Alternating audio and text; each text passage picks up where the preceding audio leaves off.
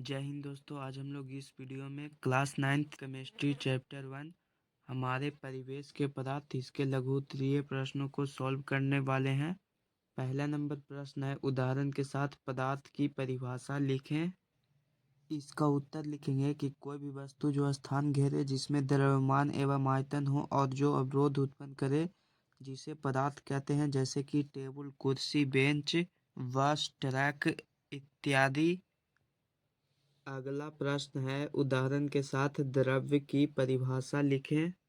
इसका लिखेंगे कि पदार्थ का वह शुद्ध रूप जिसकी एक निश्चित संरचना हो एवं जिसके स्पष्ट गुण हो, उसे द्रव कहते हैं, जैसे चीनी, नमक, पानी इत्यादि।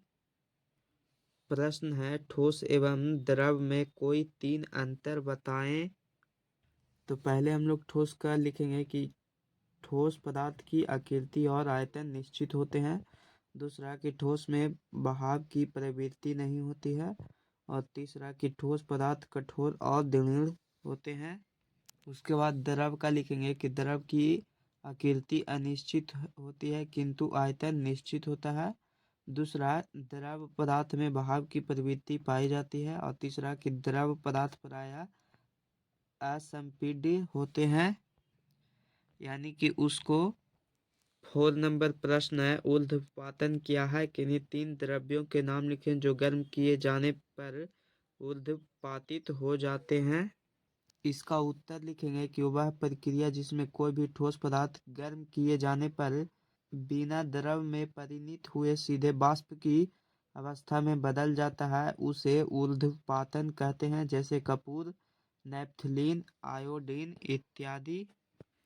अगला प्रश्न है, द्रव के हिमांक से आप क्या समझते हैं? इसका उत्तर लिखेंगे कि वह ताप जिस पर कोई पदार्थ द्रव की अवस्था से ठोस अवस्था में परिवर्तित होता है, वह द्रव का हिमांक कहलाता है। प्रश्न है, द्रवण की गुप्त ऊष्मा क्या है? इसका उत्तर लिखेंगे कि द्रवणांक पर किसी पदार्थ के ठोस अवस्था से द्रव अवस्था में परिवर्तित होने पर जितनी ऊष्मा अवशोषित होती है, उसे द्रवण की गुप्त ऊष्मा कहते हैं। अगला प्रश्न है, वाष्पन की गुप्त ऊष्मा से आप क्या समझते हैं? इसका उत्तर लिखेंगे कि क्वथनांक पर किसी द्रव के गैसों में परिवर्तित होने पर जितनी ऊष्मा का अवशोषण होता है, उसे वाष्पन की गुप्त ऊष्मा कहते हैं। 8 नंबर प्रश्न है, आप कैसे सिद्ध करेंगे कि वाष्पन से ठंडक उत्पन्न होती है? इसका उत्तर लिखेंगे कि हम जानते हैं कि वाष्पन की क्रिया द्रव की सतह पर होती है, तो हम शरीर के किसी भाग पर स्पिरिट को रखेंगे, तब वह स्पिरिट शरीर के उस भाग से उस जगह की गर्मी को लेकर उड़ जाता है, जिससे हमें ठंडक महसूस होती है। यानी कि हम लोगों को जब कहीं पे जल जाता है या फिर कट जाता है, तो वहाँ पे हम लोग स्पिरिट को लगा लेते हैं, तो जिससे वहाँ पे हमें ठंडक महसूस होती है। और वह स्पिरिट होता है जो वहाँ की उस जगह के ऊष्मा को लेकर वायुमंडल में उड़ जाता है। तो आप लोग समझ गए होंगे। अगला प्रश्न है, संघनन क्या है? गैसों का संघनन कैसे किया जाता है? इसका उत्तर लिखेंगे कि वह प्रक्रिया जिसमें कोई पदार्थ गैसीय अवस्था से द्रव अवस्था में जाता है, वह संघनन कहलाता है। गैस को जब हम ठंडा करते हैं तो गैस का संघनन होता है। प्रश्न है, वाष्पन और क्वथन में अंतर स्पष्ट करें। इसका उत्तर लिखेंगे कि किसी द्रव का कमरे के ताप या क्वथनांक के नीचे के तापों पर वाष्प बनकर धीरे धीरे वायुमंडल में जाने की प्रक्रिया वाष्पन कहलाती है, जबकि वह ताप जिस पर कोई भी द्रव पदार्थ गैसीय अवस्था में चला जाता है, उसे क्वथन कहते हैं। अगला प्रश्न है, गैस के दाब से आप क्या समझते हैं? इसका उत्तर लिखेंगे कि गैस के कणों द्वारा बर्तन की दीवारों के प्रति इकाई क्षेत्रफल पर आरोपित बल गैस का दाब कहलाता है। 12 नंबर प्रश्न है, ठोस पदार्थ की आकृति और आयतन निश्चित क्यों होते हैं? इसका उत्तर लिखेंगे क्योंकि ठोस पदार्थों में अंतरा अनुक स्थान बहुत कम और अंतरा अणु का आकर्षण बल काफी मजबूत होने के कारण उनके कण न तो एक दूसरे के निकट आ सकते हैं और न ही दूर जा सकते हैं। अतः ठोस पदार्थ की आकृति कायम रहती है और इसी कारण उसका आयतन भी स्थिर रहता है।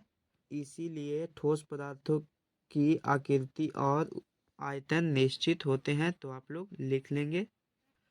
अगला प्रश्न है, द्रव का वाष्पन कैसे होता है? इसका उत्तर लिखेंगे कि द्रव के कण अनवरत गमन करते हैं तथा परस्पर टकराते रहते हैं, जिस कारण द्रव के कणों में ऊर्जा उत्पन्न हो जाती है। फलतः द्रव के कण गर्म होकर वाष्प के रूप में वायुमंडल में चले जाते हैं।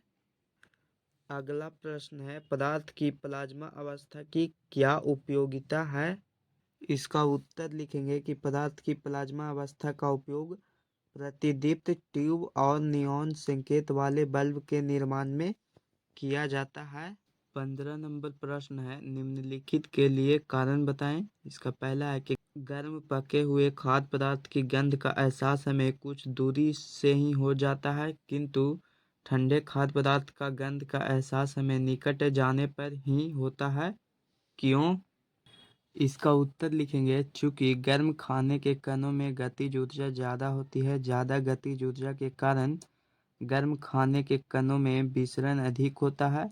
इस वजह से गर्म पके हुए खाद्य पदार्थ की गंध कई मीटर दूर तक पहुंच जाती है, जबकि ठंडे खाद्य पदार्थ में खाना गर्म नहीं होने के कारण गतिज ऊर्जा गर्म खाने की अपेक्षा कम होती है। इसीलिए ठंडे खाद्य पदार्थ की गंध का एहसास उसके निकट जाने पर होता है। इसका दूसरा नंबर प्रश्न है, बिना कोई अवशेष छोड़े ही कपूर गायब हो जाता है। क्यों? इसका उत्तर लिखेंगे, क्योंकि कपूर में ऊर्ध्वपातन की प्रक्रिया होती है। इस प्रक्रिया में जब किसी ठोस पदार्थ को गर्म किया जाता है या वायु में खुला छोड़ दिया जाता है तो वह पदार्थ द्रव अवस्था में बिना परिवर्तित हुए सीधे गैसीय अवस्था में परिवर्तित हो जाता है। इसी कारण कपूर का कोई भी अवशेष हमें दिखाई नहीं पड़ता है। अब इसका तीसरा नंबर प्रश्न है, बर्तन की दीवार पर गैस दाब आरोपित करता है। क्यों? इसका उत्तर लिखेंगे, चूंकि गैस के कण तेज गति से सभी दिशाओं में इधर उधर भागते हैं, जिसके कारण वे सभी आपस में एक दूसरे से टकराते हैं तथा बर्तन की दीवारों से और ज़्यादा बल से टकराते हैं। इन टक्करों के कारण ये कण बर्तन की दीवारों पर एक बल आरोपित करते हैं। अगर आप लोगों को यह वीडियो अच्छा लगा हो तो चैनल को सब्सक्राइब कर देंगे और अपने दोस्तों के पास शेयर कर देंगे। 4 नंबर प्रश्न है, क्वथनांक पर द्रव का ताप स्थिर रहता है। क्यों? इसका उत्तर लिखेंगे, क्योंकि गर्म करने पर जब द्रव पूरा का पूरा वाष्प में नहीं बदल जाता है तब तक गर्म ही रहता है। इसी कारण क्वथनांक पर द्रव का ताप स्थिर रहता है।